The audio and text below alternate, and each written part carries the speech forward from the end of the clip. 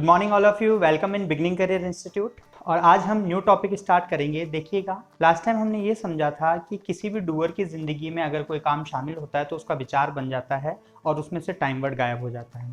सिर्फ दो ही सिचुएशन ऐसी होती है जब टाइम वर्ड नहीं आता। उसमें से पहली सिचुएशन है कि जब किसी भी डूअर की ज़िंदगी में कोई काम शामिल होता है, यानी वो क्रिया हमेशा उसके जीवन में घटित होती है। अगर मैं मेरी बात करूं, जैसे मैं डेली आपकी क्लास लेता हूं तो ये काम मेरी ज़िंदगी में शामिल है और इसका विचार अगर मैं स्वयं बनाऊंगा तो इसका विचार बनेगा आई एक्शन। मैंने कहा था हमारे दोनों हैंड को हमें यूज़ लेना है और इसमें हम हमारे विचार को और एक्शन को रिप्रेजेंट करेंगे। इसके बाद देखिएगा, हमने समझा था कि हमेशा विचार ही बनते हैं या इनसे कभी कभी प्रश्न भी बनता है। तो अब बात आती है प्रश्न की।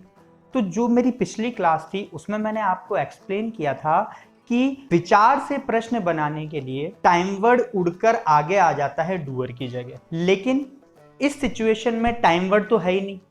तो अब हम टाइम वर्ड कैसे पता लगाएं, उड़कर क्या आगे आएगा, क्योंकि मुझे तो प्रश्न बनाना है। सपोज मैं आपसे प्रश्न पूछना चाहता हूं कि क्या आप रेगुलर मेरी क्लास देखते हो क्या।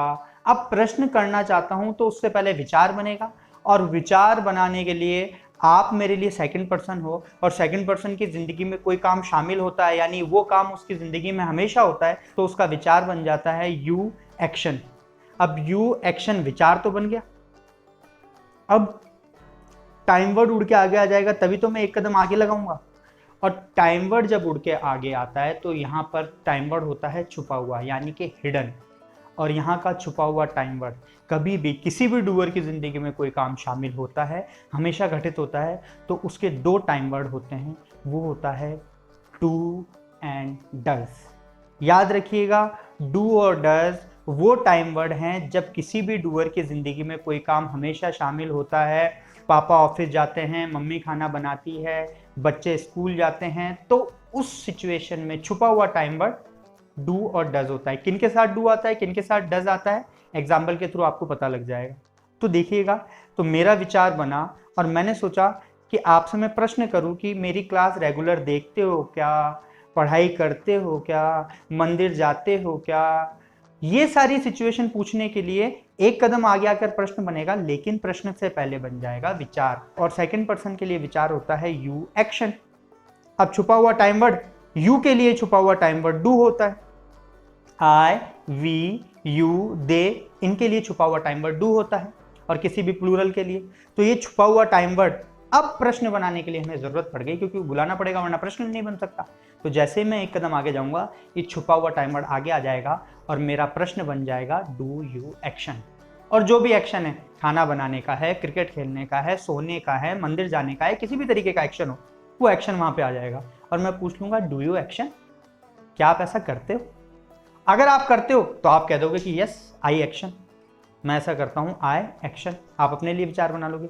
अब इसके बाद देखिएगा, अंकल ने मुझसे प्रश्न किया मेरे घर आके और पूछना चाहा। लास्ट टाइम जब अंकल आए थे तो वो प्रश्न पूछना चाहते थे कि इंस्टीट्यूट जाते हो क्या। तो मैंने डायरेक्ट जवाब दिया था यस अंकल आई एक्शन, यानी आई गो टू इंस्टीट्यूट। लेकिन अब अंकल प्रश्न पूछेंगे तो अंकल उसे इंग्लिश में कैसे पूछेंगे। अंकल सबसे पहले उसे इंग्लिश में तब्दील करने के लिए विचार बनाएंगे, यानी चेंज करने के लिए।